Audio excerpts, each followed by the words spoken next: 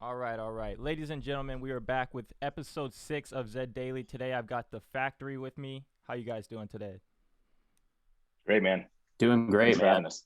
Excited for this Monday. Excited to get this going here. Awesome. So you guys are two people in the factory out of four, correct? That's Yep. correct. Yeah. Yeah, that's right. Okay. So do you guys want to introduce yourselves and just let us know what role you guys play within the factory?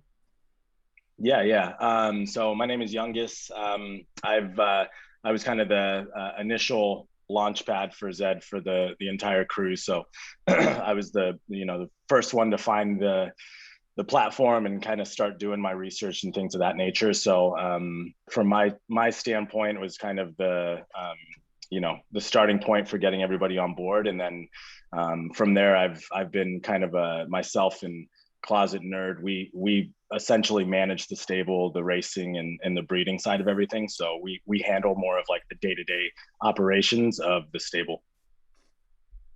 And Yeah. then Robbie. Yeah. So I kind of got a part of it because I've been in crypto for like now it's been 6, 7 years now. Heard about Zed from Youngest. I've known Youngest for a while now, and kind of wanted to get involved. My family like comes from like a horse racing background, so naturally I was like, give me the hell in this, right? So I came in a little bit later, but now most of the time I'm kind of I help with the racing a little bit. I bought into the stable actually with Youngest a little bit later, but now most of the time I'm either helping them with racing, analyzing the horses, or not as much the day to day, but I help fund most of it. So that's kind of where I've landed in it. Okay, awesome. And so, youngest, do you want to dive into a little bit more about how you found Zed and the story behind that? Yeah, yeah, absolutely. So I got into the entire kind of crypto NFT space in January of this year. Started with kind of I think a lot of people's paths with Top Shot. So was introduced to Top Shot, but wasn't really shown like the capacity of really transacting with Ethereum and with cryptocurrencies, since that was still kind of like a basis of Sub Saba. Some motherfuckers. What's good? Sorry, I'm um, legit. I'm at a casino. Yeah, you're good. Sorry. Get that money. At, at 9 a.m. Don't judge me right now. That's how it goes. So I got in March. Somebody sent me a link like, "Hey, do you want to buy a horse?" And in my head, I'm like, "That's a wild question to ask somebody." So got the link, and it was like a few days before the March 19th drop that Zed had, and I jumped in the Discord, and I remember the Discord had like maybe I don't know, it had like less than 1,000 people in it, so it was a really tight knit community. But was part of that first drop process, and when I saw how quickly those horses sold out, it was like just an impossible gas wars all over the place. And when I saw that entire thing happen, I knew that there was something there in terms of the supply and the demand. So I started buying horses on the secondary market soon thereafter, just through Discord, talking to people.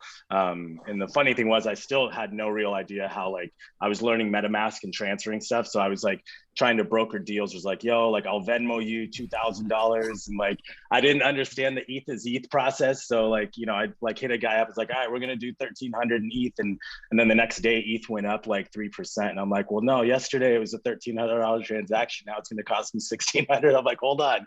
So like I got schooled real quick on that, but after I got the secondary thing down and figuring it out, I started pitching it to Bobby or Robbie Saba and Closet Nerd. And we were just trying to get everything on base there. So they came on board probably about 30 days after I was on, but it was kind of one of those initial like we all had the same kind of hunger behind it, just in seeing again the volume and the trajectory that the game was going. Awesome. And then what were those first horses that you bought off the secondary market? So my very first horse I bought was Divine Sanction, and she's a Z6 Genesis. Had her, and she was lightly raced, probably like 30 or 40. And then I got after that I bought Seductive Engagement, which came from the Ducky Malin bloodline, and that was an exclusive. Yeah, and he was a monster, and you know, I hate to say this, but I had him listed just at like some ridiculous number that like I didn't even think about, and then the right when breeding opened, he got sniped, and I was like, like we lost him in that in the war. But yeah, those are our first two horses that we brought to the table, and then from there it was like, you know, I was able to snipe a couple on the next drop that came through. And then when these guys came on board, we were on that big, I think it was the Terra drop, where we were able to snipe two Z1s from that one. And that kind of like really changed the entire path for us when we were able to get two Z1s on a drop. How much were the Z1s going for at that time? They were, I think they were about 10 ETH, but because they were like doing 10. It like on the USD at the time, ETH was like 3,700. So they were just under about $40,000 a piece. Okay. And then so Sabo, when this guy's coming to you, asking you like, hey, do you want to throw some real money into digital horse racing and breeding? What are your thoughts on that? What'd you tell him? So I'm hands down the biggest degenerate out of the group. So they gotta tame me at times, because I'm no, and then I'm all in, advancing every kind of leverage I can to get into it. So my experience with NFTs really, just in general, I mean, I've been in crypto since probably early 2017, if not late 2016. Me and Rob actually got into crypto mining back then. But what I think really killed it for me for NFTs was just Top Shop. And we were just at NFT NYC and we were talking about this a lot. And it's not, I mean, we love basketball. I probably love basketball more than any other sport. And obviously the NBA license is worth so much, but there was just something about those cues that fucking killed me, man. Because I dedicated so much time. We had the same kind of thread of us four that are now the factory, trying to get in every single drop, and we couldn't get our hands in it. We loaded money in it. We couldn't pull it out. So I definitely was a little hesitant at first with NFTs, but loving games, loving esports, and actually realizing, and I think it's only a matter of time. Like there's so much utility behind Zed, right? And so much utility behind kind of a horse racing game. And I think why we're all so bullish too, I'm not sure if Bob really highlighted it, but Bob comes from a family of actual real life greyhound breeders, and he's introduced us to some of the biggest like horse racing, either horse breeders or horse racers, all the way from Kentucky to, I mean, it was the Breeders' Cup last week. So I think it's only a matter of time before that money gets in, and then it's game over, really. But even in the meantime, I mean, Gus was telling us about these horses. Obviously, I have ADD, so I didn't listen, right? You got to tell me something like 5 times through. And then finally, I think it was Gus, it was the Z10, right? I think there's the initial drops, the Z10 returns were so insane, right? Like you got obviously a higher return buying top tier horses, but the Z10 as far as like an ROI was just this crazy sweet spot, and I couldn't like even conceptualize it. So at the time, I was big into Binance Smart Chain. I was big into a lot of other DeFi projects, and I was like, you know what, this is a perfect hedge for me because it's on ETH, right? And I wish I got in earlier because the type of returns we were seeing back then were insane. But I think it's only a matter of time. Yeah, through the roof. Yeah, but Saba's definitely the classic, like, he'll, 2-3 weeks later, he'll be like, yo, where the fuck was this information before? I'm like, dude, like, scroll up in the chat. Like, honestly, we posted it 6 times. Like, it's there. We told you. So this was just another one of those instances. Awesome. And so when you were saying flipping the Z10s, did you mean just like flipping them on the secondary market or racing them and getting profit? Definitely flipping them on secondary market. It was mad. I mean, do you remember the exact numbers, Gus, that we were seeing? It was like a 600%. It was a 600% ROI because they're selling. I forget what it was on the drop. They were selling for 600% less than they were selling on the secondary market, and they were getting sniped like crazy. Yeah, I mean, they were so cheap. Those first drops, like a Z10 was like 0.1 something. It was like a ridiculous price point where they were going up so fast. Like they were over half an ETH, 0.6 is what they were going for. So, and I mean, we didn't even get Z10s that we had the ability to flip. We were just watching the market and how fast that part of it was moving. Obviously, like the 6 through 10s, had a lot more market activity just because they were a lot more affordable for those entry points, where the 1 through 5s had more of that, you know, kind of long-term hold anyways, because of the value that they were bringing to the game. And this was all pre-breeding, right? We had no idea what breeding looked like. Breeding hadn't opened up since the first iteration of it, which we weren't, you know, around for breeding prior to that initial one that came in, which I think was around June. So, you know, we really were trying to just figure out, it was just a horse by horse basis, like without even understanding truly what that breeding, you know, concept looked like. Okay. So that you spoke on breeding, do you guys have a collective like breeding process? Do you guys disagree on certain things? How do you guys breed at the factory? Oh yeah. Well, so you know, myself and I mentioned Closet Nerd, the other 25% of the ownership here. He and I kind of go through most of the strategy there, and we've gotten it down now, kind of to a understanding of, you know, taking our Z1s, starting there, and we kind of have, you know, we have 2 Z1s now, a stallion and a mare, and we try to go, you know, we get them to get our Z2, but we have a Z2, Z3, Z4 that we basically get from Concentrate, our you know, our absolute gem of a monster horse, Z1. So so we essentially just start there, and then it's just a matter of looking at, you know, breeding that we've had in the past and looking at the success rate of those horses. We pretty much race everything that we bring through, and that we breed now. We don't really leave a lot unraced anymore, just to kind of see, you know, we test the waters to see if the breeding pairs are correct and if they're going to make sense for us. And we've been really, you know, really fortunate that we really haven't, you know, created any donkeys per se. So it's been a good process for us, thankfully. I think in the beginning we were like, because again, and then it's a little different because Youngest and Closet Nerd come from like an NFT background. Closet Nerd is like comes from an extreme gaming background. He's one of the biggest producers of esports in the world, just from his like background, from his perspective. So they come from that kind of background, where Saba and I come from more of a you know, crypto / like been around for a long time in the space. And then we also, I mean, Saba and I also, we own our own company, but we all have different backgrounds from where we come from. So it's a good, where Youngest and Closet Nerd are thinking more of like the gaming perspective, where Saba and I are thinking more of the return perspective. And it goes hand in hand, and it's really good, the way we both interact on, you know, especially from the breeding standpoint. And I think when we first started, we were very hesitant to race any of our horses, but now that we kind of have a hang of it, we're racing pretty much everything. And I think that's like obviously for me, like that's like the best part, is fucking cheering on these horses and like, you know, being in the thick of it. I know at NFT NYC, Saba, I wasn't able to go, unfortunately, but they were all at the bar, like, because we were racing Concentrate.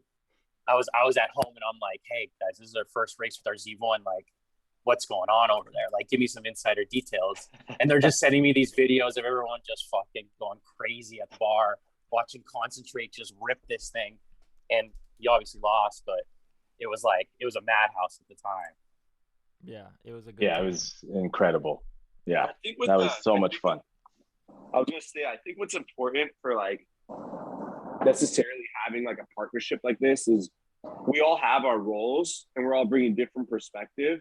And I think every time I've done something successful as far as partnerships, you almost have to have a view where you have a couple guys that are the experts, and then a couple guys are honestly that aren't involved, so they could kind of see something from a third party point of view, right?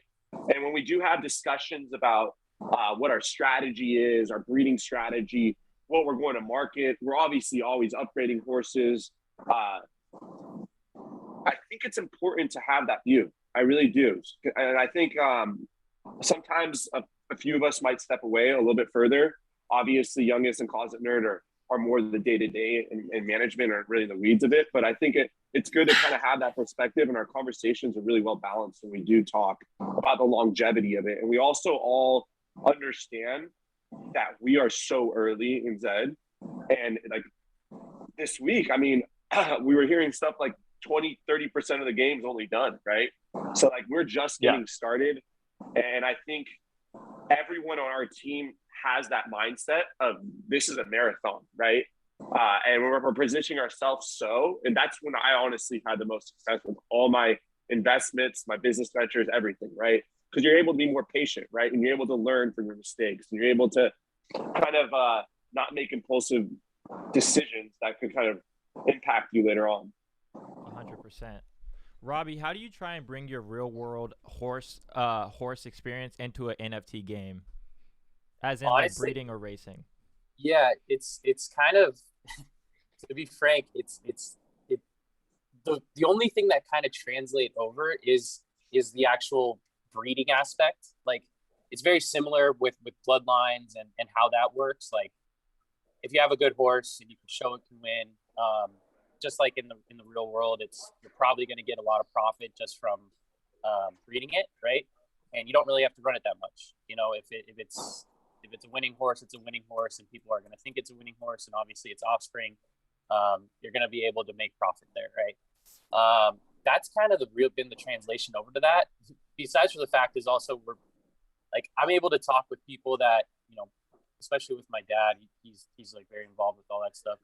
Whenever I talk to him about it, he's always just like, my friends want to get involved. How do I get them involved? You know, like how do we get people involved? How do we make an easy pathway for them to do it? And it's always, you know, you have the discussion with these guys that are in the real horse world. First of all, it's an older community, and they know nothing about, you know, crypto or what's going on there. So first you got to teach them, you got to go through the MetaMask, you got to teach them all that, right? So that's the difficult part, is one, onboarding them and getting them like, hey, you have to get a MetaMask. This is what ETH is. This is how you transfer it over. These are gas fees. But it's the way I'm seeing and how the real world is going to transfer over into Zed is there needs to be an easy pathway for this older community to get involved. And that has to be with, one, getting them the currency to first purchase Zed, right? Get them ETH and get them onboarded. And I don't know how that's going to work, whether it be with MetaMask or whether it be with Zed having like an onboarding process, which they do kind of with their wallet, but it's still not the easiest, it's not the easiest transaction, especially if you haven't been in the space ever, right? So I think where it comes like in the real world and where like the actual adoption is going to be is making it easy for these people to come in and be like, hey, I want to get a horse. How do I race it? What's the best way for me to like actually inject capital into it? And where can I see returns, right? So I think, you know, there's a lot of interest there from the real world that are currently racing real horses right now. And I want to say that, you know, I hope that there's going to be an easier way to get these people onboarded because the interest is there. And, you know, once that happens, it's very easy to get mass adoption. You know, horse people are horse people. It doesn't matter if it's digital or if it's not, right? So if they can, and especially because these people pay a shit ton of money to upkeep their horses, you know, like for training or whatever it may be, and you tell them, hey, we can eliminate all that and we can still keep your returns pretty high, people are really excited about that, right? So I don't know. I think the real world adoption is going to be here sooner. It's just how easy can we make it for these people to come in and get a horse and then, you know, see how ETH works, right?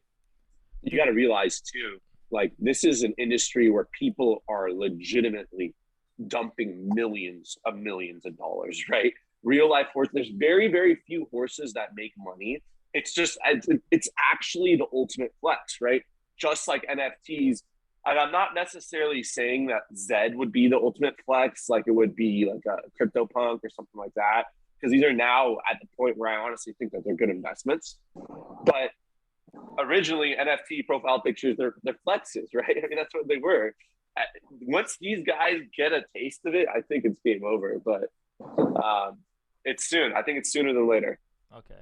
So I mean, if you look at that, I was really quick. I was just going to say, if you look at again the event in New York, you know, the other night where you had 12 unraced Z1s all going head to head, you know, all the top stables in the world. That was one of the most electric atmospheres that I've been involved in, just because of like, you know, everyone's throwing, you know, $150,000 on the table to see, you know, like if there's not an ultimate flex competition there where like, although there wasn't actual like wagering side bet stuff, which again, we tried to do as we always do in these races on Heads Up, but nobody accepted. But, you know, going into something like that, like there's a certain level of like, I mean, of electricity in that room where, you know, watching that from afar, I mean, didn't even do justice to how crazy the entire environment was. So as you continue to like grow that type of, you know, experience for this platform on the outside. I think those types of events and things of that nature are only going to, you know, kind of pay, you know, and attest to what Robbie was saying about just growing this thing to the outside world. Yeah, and I think all of us coming from Top Shot, did any of you guys ever spend Ethereum on Top Shot? Because personally, I didn't. I just used my credit card. I did. Yeah, me too. It's a tough process. Like I couldn't. It took me forever to get it in, and then when I wanted to get it out, it was a nightmare. Okay, so if Zed implemented something to where people could just pay with a card, you think that would be way easier onboarding for them? Oh, 100%. I mean, that's just like anyone from the outside, especially like I said, horse people, they don't know what Ethereum even is, like, to be honest. So it's like, if they could just be like, hey, here's your credit card, swipe it, and you can get a horse, I think it would be a lot easier. But I think it's good to have people learn about Ethereum regardless. So it's good, but you can't. It's an old saying. I always tell Saba this, and especially about my dad. I said, you can't teach old dog new tricks, right? Once a guy knows his path and how he got there, like, these guys they got there for a reason. Like, anyone that's above 60 or older that's doing what they're doing, they got there doing a certain way, and like, they're not going to change most of the time. So it's hard to teach an old dog new tricks, right? You're trying to teach them about a whole new stable or a whole new game that's like about horses, and they're like, well, okay, I have to download MetaMask, I have to do this, I have to do that. You know, it's very hard to do that. That's for sure. Right. Yeah, 100%. You gotta buy the crypto. You gotta set up the MetaMask. You gotta send it to your MetaMask. You gotta do the gas fees. You gotta maybe go to Umbria if you want to save a bunch of money on bridging to Polygon. So it is a lot. So Youngest, you spoke on the Z1 NFT NYC event. Do you want to go into that a little bit deeper, and how'd you guys get involved with that? So Closet Nerd he's kind of like our community voice in terms of his engagement, you know, when in the Discords, and he's probably the most I think directly, you know, associated with not only just like the Zed team in terms of just communication that he's had with like the devs and things over time, right, from getting to know the community and things of that nature, but he's definitely pounds the pavement harder than any of us when it comes to actually, like, you know, just day-to-day interactions and things of that nature. So he was just, you know, leading up to the event, setting up, you know, all kinds of different meetings and ancillary events that we were going to for all the other NFTs that were in communities that we're involved with. He was, you know, basically the idea was thrown out there that, you know, we wanted to launch this new you know, side of the Zed Run platform, where you could throw your own, basically like the event, right, the party mode, where you can host your own tournament style race. And so, you know, we I think it was kind of reluctantly at first, because you're always a little scared to throw an unraced into the mix, especially when the value is so high. And I mean, we're not in a position right now where we're, you know, trying to like get top dollar out of our Z1s, and we just want to hold them to flip them, because we're seeing value again in the breeding side of things. But you know, there's always a little bit of nerve, I think, when you're putting such a high stakes type of you know, asset into that format. But yeah, we ended up moving forward with it, and then sure enough, you know, as we start seeing everyone else that joined in, we're like, all right, there's some heavy hitters that are coming through here. So I think you know, being included in that high level you know, talent pool in terms of like some of the best stables and breeders, you know, in the entire platform worldwide is a massive accomplishment. And you know, it's just something that we're always happy to be involved in those types of things. So we were, you know, we threw the horse in there, Concentrate, and we based it on, we had two, right? We had Ready, our female, and Concentrate, and we just looked kind of like at the breeding and the success that the horses, the offspring, have had over the last few months from Concentrate. So we just assumed that he was going to be our best, you know, option to put into this thing. And so we threw him in there, and you know, now with the modification from odds to just the flames, you know, it was a little disheartening we didn't pull flames in it, but again, you're going up against, you know, 11 other Z1s, so like the opportunity there, like, it's very, very slim pickings on that. So not to say that, you know, because as soon as that event ended, we started racing him, and he's pulled flames in every race since that event night. So so you know, that was good to see that we didn't buy a Z1 donkey. But yeah, the event itself was absolutely electric. You know, there was I'd have to say there's probably a couple hundred people there, and you know, there was just a lot of the interactive piece was great. You know, to sit down and have the opportunity to talk to Ebbs, you know, who made it all the way out from Australia, and talk directly with, you know, the mastermind behind, you know, this incredible platform was just phenomenal. And then, you know, it's always nice to see the people you've been talking shit to on Twitter for the last 6 months, you know, face to face, and bring that whole thing to life, you know. So so all of that within itself just made, I think, the overall experience that much more you know, enjoyable, and you know, the I think the end piece of it, regardless of the fact that we didn't take, you know, a top 3 place in either of the 3, I think it definitely just reinvigorated something that I think, you know, a lot of us were just like wanting in terms of the Zed experience, and in that live environment. And I just think that there's so much open road ahead of us that, you know, again, being in those types of situations, like that's where you want like that. I think you can get that like degenerate all day horse racing, you know, real life horse racing guy that's sitting there, you know, screaming at the TV. Now he's got something new to get after where he can just do it from his living room. So so it definitely, you know, brought a smile to my face to be involved in something of that nature, because, you know, first of its kind. It was kind of sick too, because we're like, I honestly didn't know what was going on. And then David, or Closet Nerd, our guy, he's like, he calls me and he goes, "Hey, we're going to race Concentrate, our unraced Z1, our prized asset in a race." And I'm like, "Okay, what's the prize pool?" He's like, "No prize pool." I'm like, "What do you mean?" He goes, "Yeah, no, we're just going to race him at NFT NYC." I'm like, my degenerate ass is like, "Well, does anyone want to like bet something? Like, is there, like, we have to have a prize pool here. We're not just going to race him for fun." And he's like, no, it's like history. And I'm like, okay, so does anyone want to gamble? Like, what do we want to do here? And so we're literally, all of us are in a chat, and I'm like, so there's no prize pool, and we're racing our prized asset in a race that doesn't mean anything. It's just so everyone can like have fun. And he's like, yeah. I'm like, all right, fuck it, do it. All risk, no reward. Do it for yeah. So, and I mean, obviously you remember us from the Digital Derby, where we had our, you know, our 5 Ethereum heads up match. So same type of thing, right? We threw out the bet out there and into the Twitterverse, and you know, that one was accepted. So we tried to pull the same thing off, but nobody was biting on this round. Thankfully they didn't, though. I mean, we would have gotten thankfully smoked, they so didn't. I'm happy nobody accepted. So let's go into the Digital Derby one. What was the story behind that? Because what was it? How much Ethereum was on the line for that race? That was a 5 Ethereum was that the heads up. So yeah, wild, Yeah, right? what's Ethereum at right now? 4,700? 47? Yeah, that's fun. Yeah, I think at the time I think we were at the time, that was August. I think we were still like in the mid 3s. I mean, it was equivalent to about like $16,000 or $17,000. You know, this one race. And, you know, so Digital Derby was, you know, executed, and we were talking about Closet Nerd, you know, on the esports side of things. You know, that event we just had the opportunity to be involved with again.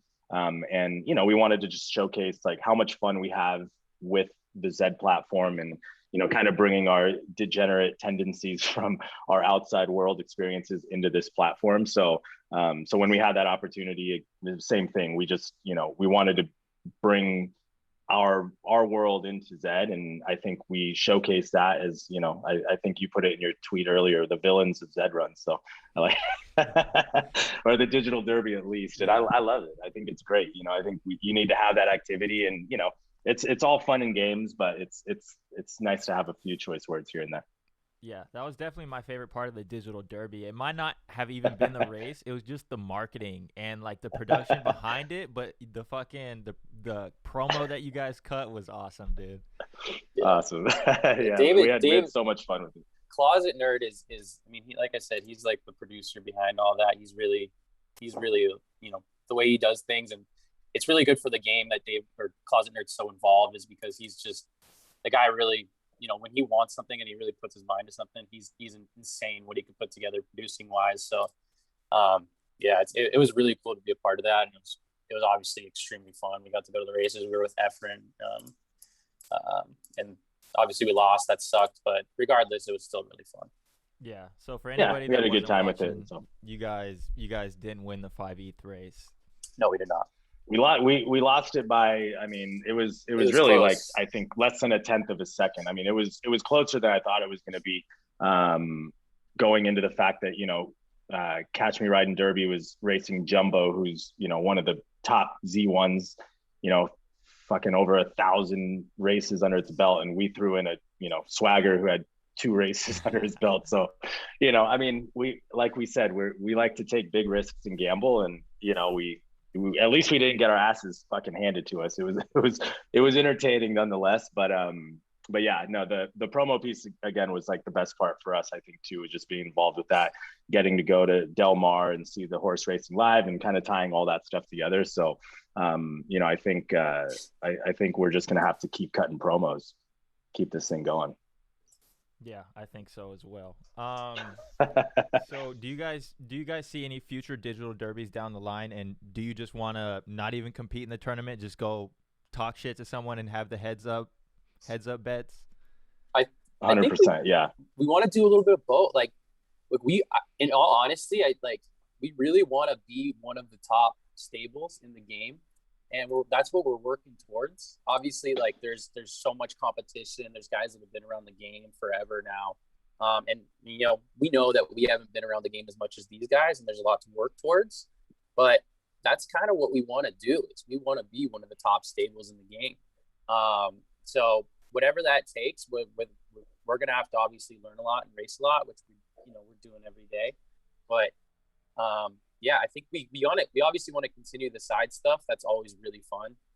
And that's where we shine, to be honest. But the actual derbies and the actual races, these tournaments, we want to be a part of it, and we want to be racing in them consistently eventually, right?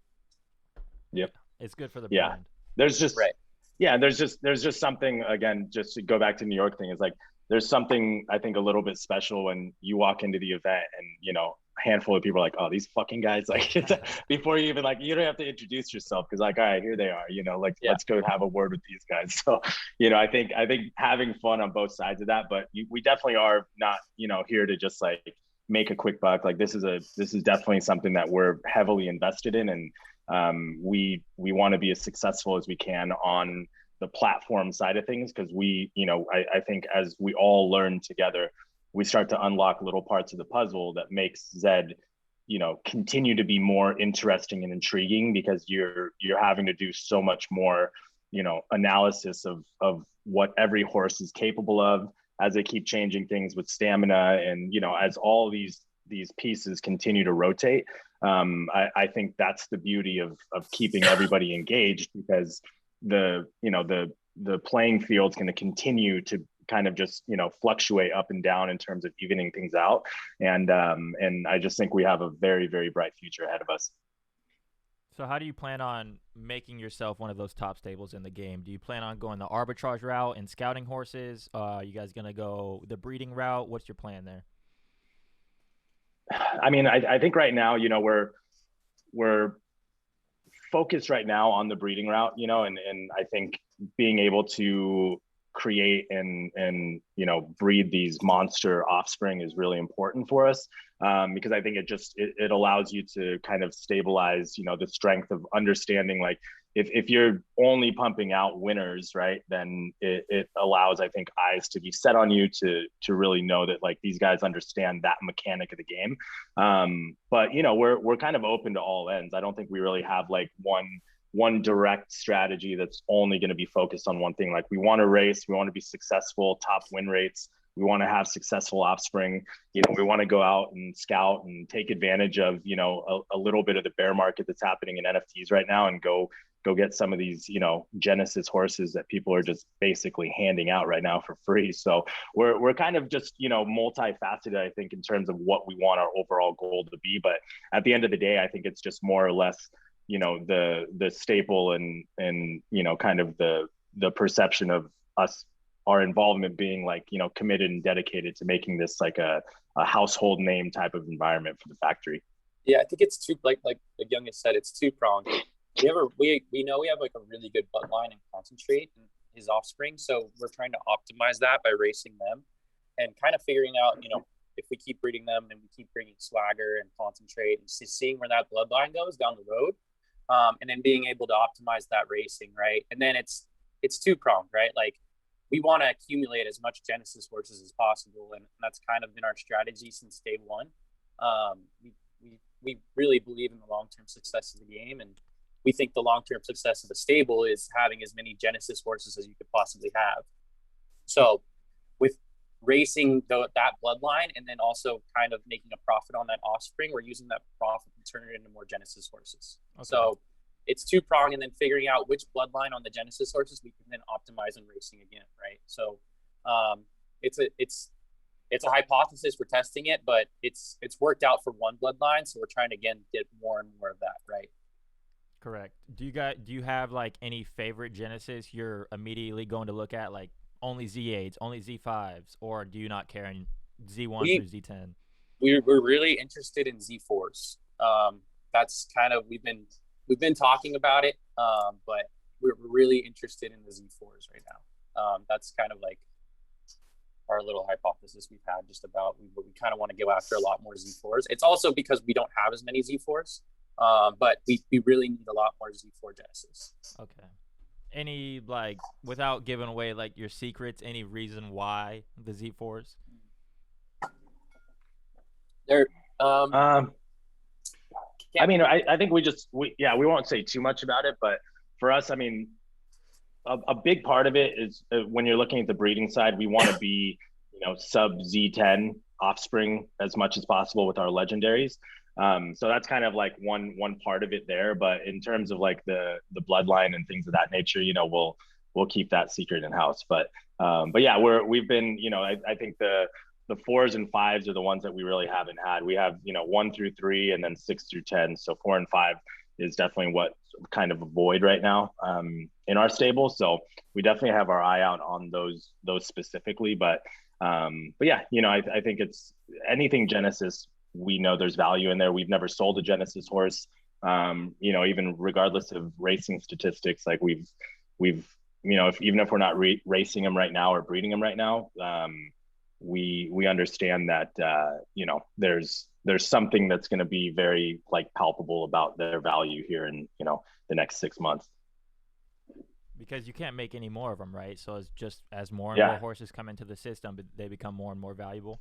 Simple supply. Yeah. I mean, there's the finite supply, right? And so once the final few drops happen, which I'm not sure what that timeline looks like, but once that's done, then yeah, you're it's kind of like the Top Shot S1s. Like no one gives a shit about the S3 drops now. They're pumping out 300,000 series of the same thing, and so like it's not as high demand as those rares from the S1. So it's kind of that same idea, right? Anything what you're learning in NFT space, anything with Genesis, implications, regardless of the fact, is always going to have that higher value because it's the first of its kind. So, so I think, that mentality is something that makes it really important to go out there, scout those horses, find those horses and hold them, whether or not you're racing them or not. So if you guys came in solo today in the current like market that we're in a little bit of a bear market, would you guys agree? Yeah, for sure. Okay. Say a little bit. So coming in with, let's say, like half an ETH, what would you get as a starting stable? I've had this question before, like from a bunch of friends. So I always tell them, because like know your horses is like the best. I think that know your horses is like the most underrated like website it's not even underrated. It's just like, it's such a good tool to use. Incredible. I would say one, people just obviously when they first come in, they don't understand. They don't even know what Z1 through 10. They don't understand Genesis, right? I tell them they probably, one, you should get any type of Z10 Genesis if you have 0.5 ETH. Try to get any type of Genesis that you could snipe for, 0.1 or whatever it may be, if there's a deal. And then I would also tell them to look at bloodlines. Like it's preached in the game all the time. You usually can find a pretty good bloodline if you actually do your homework. Like that you can find between like a Z7 to Z10. That's a legendary that sometimes you can find that's just a gem from a really insane bloodline that's being sold for, I would consider it a loss. So the first thing I tell people is you need to understand the bloodlines and understand where these horses come from. And if you can see a horse that's lightly raced And it's funny. I actually, my old roommate, his girlfriend, her name's, I don't want to say her name, but I got her into it, and she's like a huge horse racer. Now she's killing it on like finding lightly raced horses that someone just like lightly raced it, lost, but it comes from an insane bloodline, and they just put it up for a loss, and they're like, I don't want to lose anymore.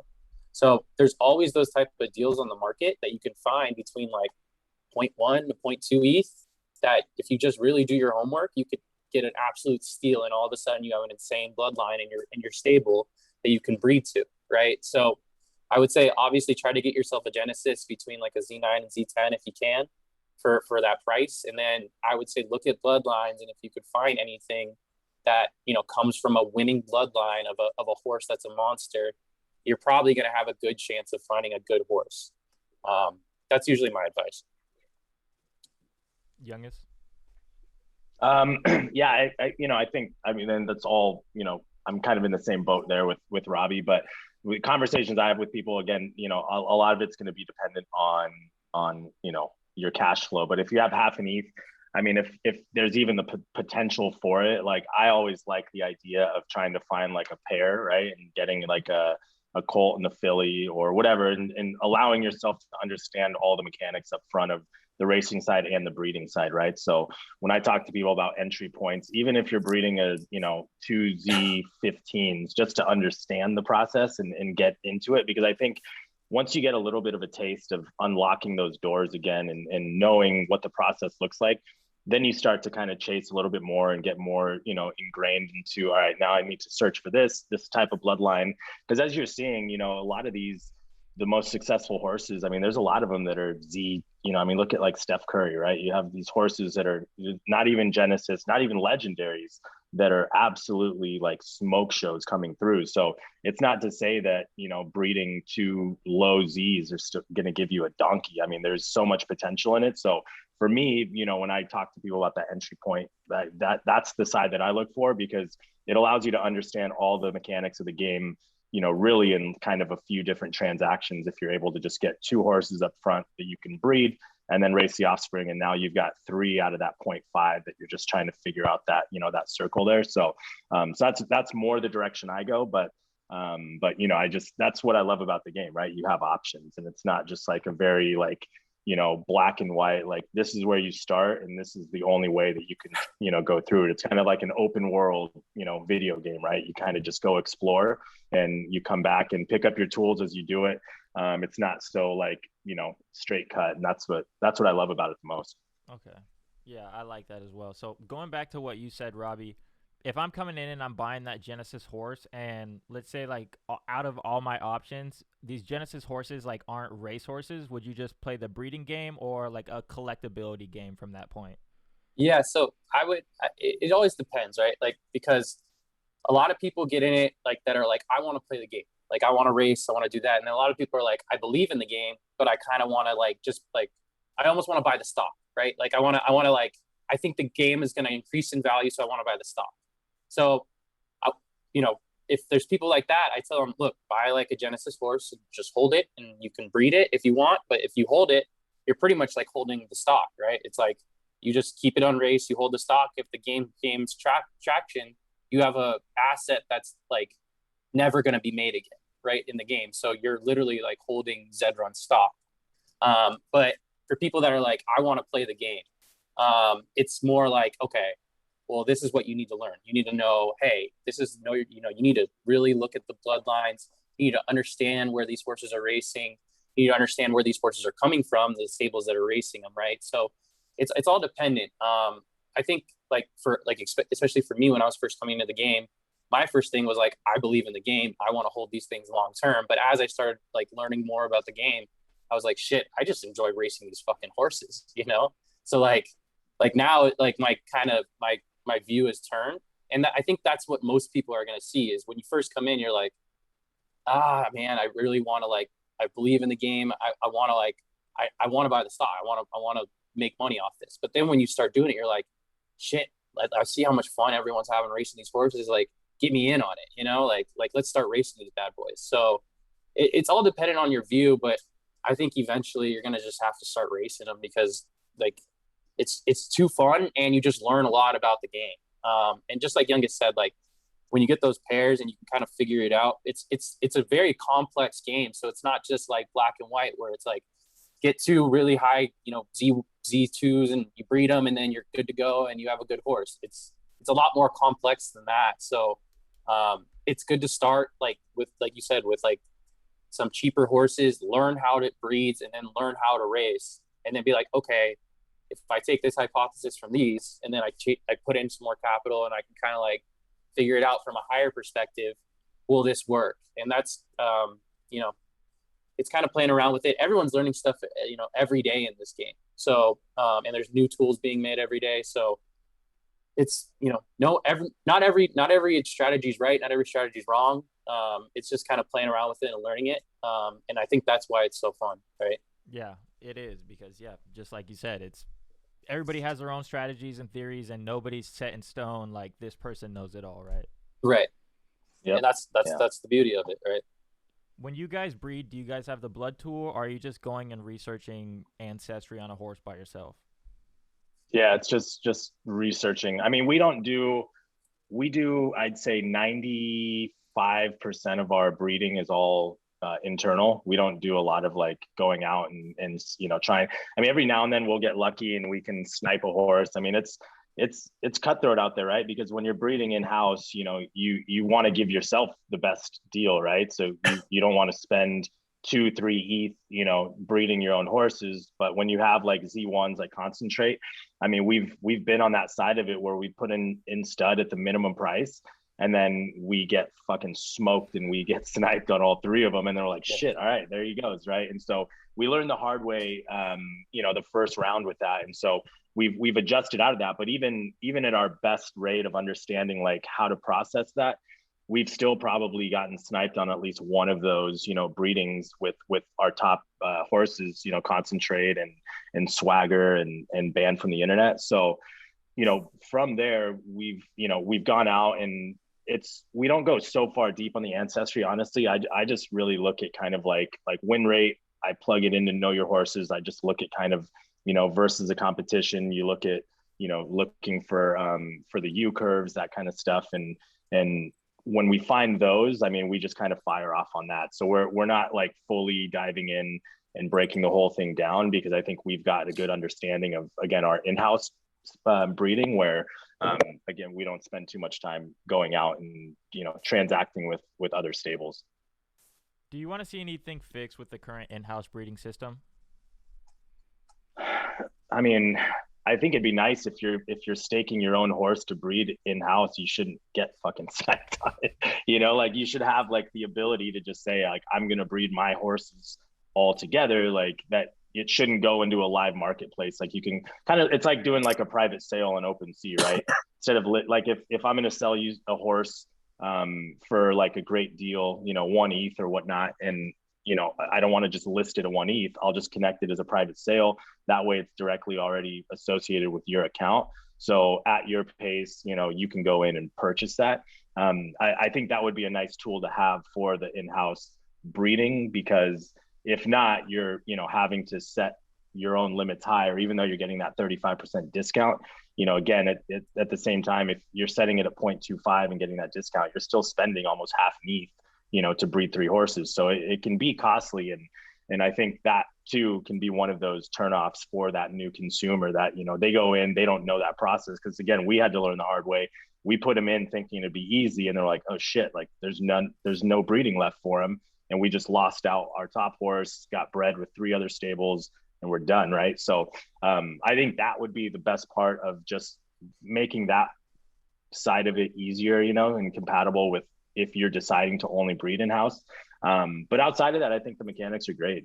I think it's, there's not really much else I would add to the process right now. You got anything, Robbie? No, I agree. I just think like if you're like breeding your horse, if you decide, hey, I want to breed my horse with my own horse, it shouldn't be like it shouldn't be like, okay, we got to get ready because we got to get it when it's on the open market. We got to be ready. It's like, yeah, it's like you got to treat it like a live drop, and it's crazy, right? You're like, sitting there with like 3 computers, like, all right, everybody, all right, click, get the horse ready. Like you're like firing off, and then And the fucked up thing is like, there's been so many times where like I've gotten the screen that says like, you know, the procreation, like congratulations.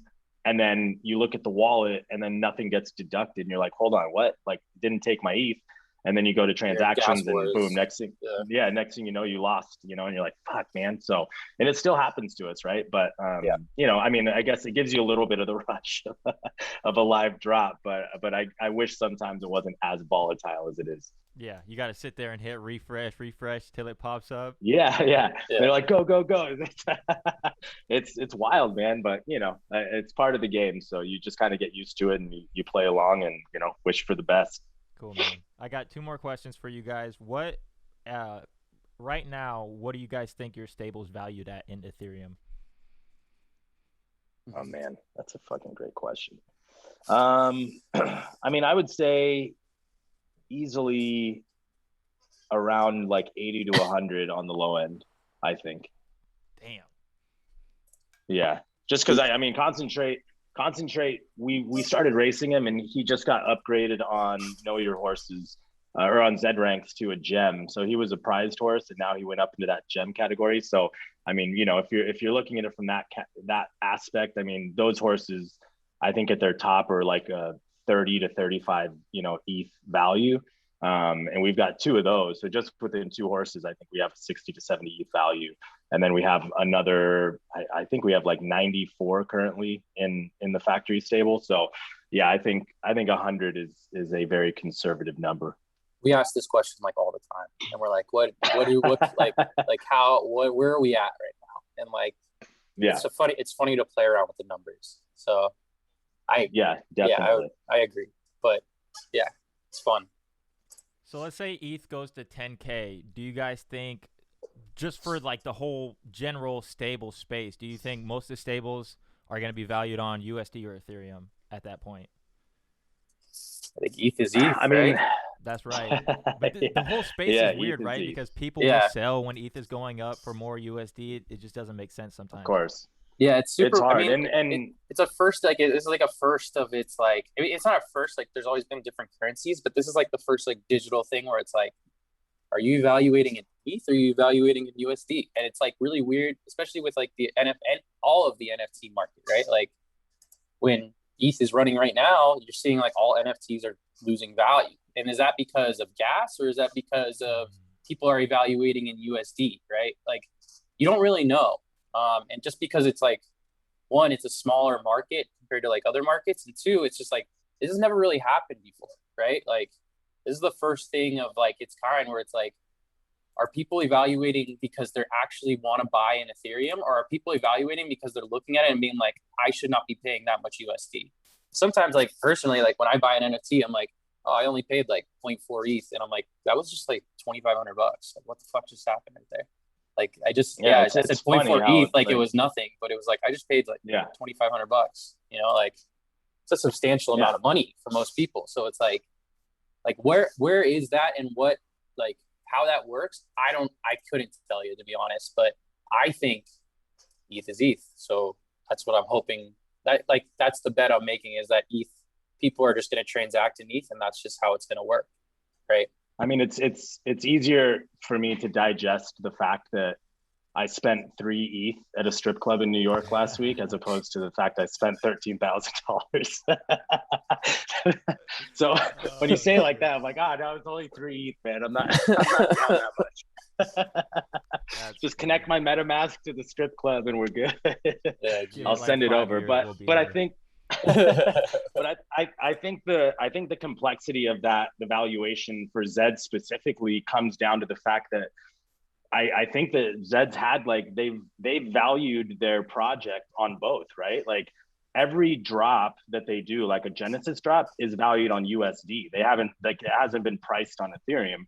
Yeah, but all the mechanics of how the game work are on Ethereum, right? So you have like the racing is, I mean, although you can change it to be like a USD base to like know how much you're spending to do all these things, those are more like Ethereum based, where the drops are USD based. So I think that's where like people are having a difficulty in correlating like what to value their stable on, you know, on one side or the other, because again, like, you know, we we look at it that we bought concentrate for 10 ETH, not that we bought them for $40,000, right? Because today that 10 ETH, we could sell them for the exact same price of Ethereum, and we would make money in a USD sense. But to us, we're valuing him on ETH, right? So we bought him for 10.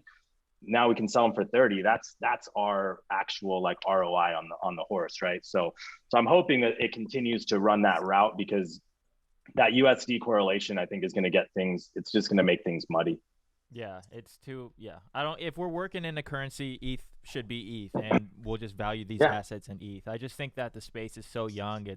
And we have a bunch of young people in this space, so it's like, we're learning about money. Like my generation, this is probably like cryptocurrency is like our only education of like how money truly works. So it's gonna take some time for people to catch up. Yeah, it's Absolutely. Like you said, it's like an infant market. Like it's very new. So I don't know. I really think that it's just eventually going to be like ETH is how it's going to be transacted on the internet, and it's like that's just what it is. But who knows? It could happen either way. I don't know. Are you guys into any other utility or blockchain gaming projects? No, I'm into a lot of NFTs and like crypto in general, but not anything like gaming wise. I'm so spread out with shit. And Zed's such like it consumes so much time in a good way that it's like, we've kind of concentrated our efforts on our NFT assets that we have. And we each kind of, or we all have like different, specifics that we're invested in, but for the most part, we share a lot of the same information, and we're in a lot of the same projects together. So, but yeah, on the gaming side of things, I mean, there's nothing that any of us are really fully vested into outside of Zed. Like there's some like gaming NFTs that like they're like down the road potentially going to be games, but like besides everything's that, just like roadmap based, but nobody's like executed really, right? In terms of like, this is what we plan on doing. So we have stuff like held in those assets, but anything that's currently live in terms of like NFTs and gaming, outside of Zed, we're not in. Okay. Are you guys excited for like any NFTs mints coming soon? Oh man, you just did one, right? On this? That was like you liked it like a lot. Yesterday, I did a Cosmic Labs drop yesterday. The ducks. Yeah, so I saw the Genesis ducks. I didn't get in on those, so I just bought the Cosmic ducks that dropped yesterday. But I mean, they minted at 0.05, and the floor I think has already gone 3x in 24 hours. So, it's getting some traction there. And outside of that, it's just like playing in the spaces we're in right now. I mean, we're big holders in like Gutter Cat Gang, and a couple of us have apes. So, it's just, it's fun, but it's hard, man. There's so much saturation now, especially in the avatar space, that I personally think that the NFT market is going to make a turnover to like one of one art, and it's going to get really big into that space where those projects are going to hold a lot more value, because I mean, there's just so much happening on these generative projects right now that it's really hard to keep up from a consumer standpoint, but B, it's difficult to set yourself apart from the creative standpoint, because there's like everything's pretty much been done, right? And so it's a copycat game right now, and it's just like execution's difficult. Yeah, my buddy, he was trying to get me in on that Cosmic Labs, but I fucking hate gas, dude. Like all my projects I'm in are just like on Matic. Like Zed Run, love it. Matic, no gas, cool. But once you get out into gas world, it's like, fuck, dude. Dude, it sucks, man. You're minting something for 0.05, and then next thing you know, it's 0.7. You're like, what the fuck just happened? And it's like, I constantly have the gas, ether scan site up to see like where it is when I'm trying to mint projects, because it's just like killing things, and it's hurting projects, right? Like the ability for projects to sell out right now. That's why you're seeing this huge influx in whitelisting now, because it at least guarantees people the opportunity to buy. You guarantee, not as much on the gas war side by having a 72-hour window to, pre-mint or whatnot. And that I think that's at least been a little bit of a, circumvent the issue, but it's hard. So I've actually moved, not any money, but I've been spending a lot of time on like the hen and object spaces with Tezos. And I've been doing a lot of transacting there on some NFTs, because there's a lot of good art over on that side of things. And so I've been kind of dabbling on that side of things. But yeah, the gas, I mean, that thing's, if it doesn't chill, man, it's going to really hurt the market. Yeah, it already has. I mean, I think that's a big part of what we're dealing with the bear market right now. Not just, you have Ethereum high and then you have gas even higher. It's like, they're almost like, you know, it makes it difficult for new people. You come in with $1,000, you're not going to be able to buy shit. No. You know, if you're starting today, it's like, you know, half an ETH will get you one or two things if you're lucky. Yeah, and so especially if you go it's and try difficult. and mint, is because like the mint will be 0.04. I tried to go mint a Cyberkong, and then it's like gas is 1 ETH. I'm like, what the fuck is this shit? Like, what is going on here? Yeah, like no chance. Can't do it. Yeah. So yeah. Where can people follow you guys at? How can people contact you guys? So we're all on Twitter. In terms of the stable, it's Factory Horses is the Twitter domain. Mine personally is Young Gus. And then you've got Robbie Mole, DJ Sabotage, and Closet Nerd. So those are individuals. But if you just go to Factory Horses on Twitter, everything's tied in there, and you can also watch all of our fuckboy promos from a few months ago. So sweet. Well, thank you guys so much for coming on. You guys got any questions for me or any last words? No. I just want to thank you for, you know, taking the opportunity with us. So yeah, man, I appreciate the time. This was really fun. I appreciate it a lot. Yeah, no problem, man. So thank you guys for coming on. I'll definitely catch you guys another time. Thank you, anybody that was watching. This was episode 6 of Zed Daily, and we're out. Have a good one, Jared.